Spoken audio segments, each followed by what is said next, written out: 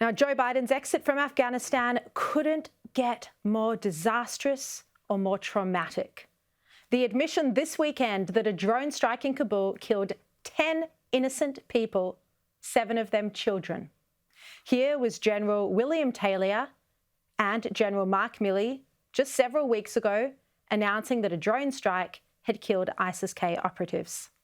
Secondary explosions from the targeted vehicle indicated the presence of a substantial amount of explosive material. Because there were secondary explosions, there's a reasonable conclusion to be made that there was explosives in that vehicle. And here was Biden, less than a month ago, boasting that retaliation on ISIS-K after the Kabul airport attack would be swift. We will not be deterred by terrorists. We will not let them stop our mission. We will continue the evacuation. I've also ordered my commanders to develop operational plans to strike ISIS-K assets, leadership, and facilities.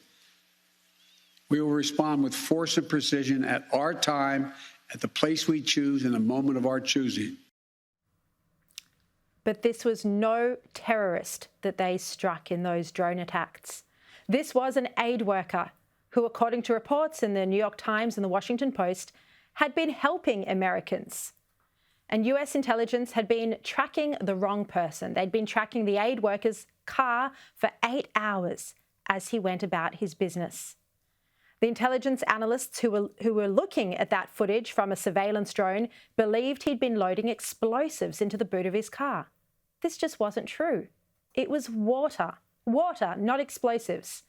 And this was only picked up on by the media on the ground in Afghanistan. The New York Times interviewed the family members of those who were killed and pieced together the truth. Once again, this shows the incredible importance of journalism. And after that, Secretary of State Antony Blinken was grilled about this by Rand Paul, and he admitted that they were not quite sure who they had killed. The administration is, of course, reviewing that strike, and I'm sure that a full assessment will be forthcoming. So you don't know if it was an aid worker or an ISIS-K operative? I can't speak to that, and I can't speak to that in this setting in any event. So you don't know or won't tell us? I don't know because we're reviewing it.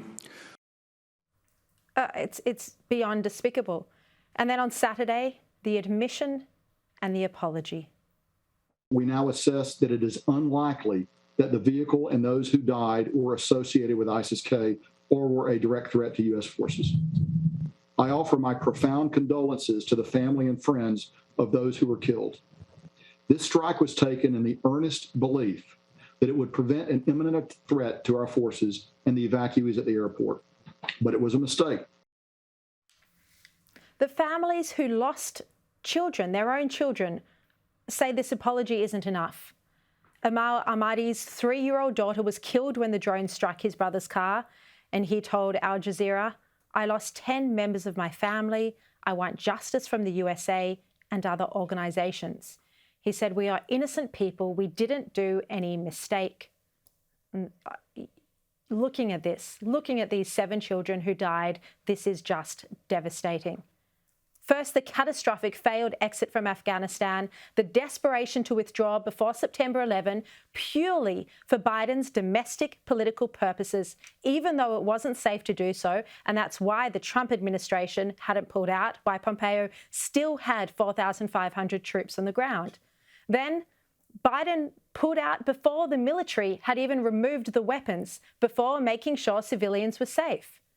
This, as we know, led to a resurgent Taliban and the ISIS terror attack.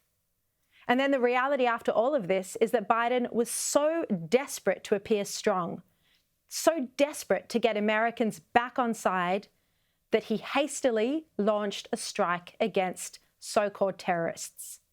Except instead, he has killed innocent children, 7 children. This is despicable murder. And Amal is right, an apology is not good enough. Heads need to roll. Whoever made that decision to pull the trigger has to go, and an inquiry must start now.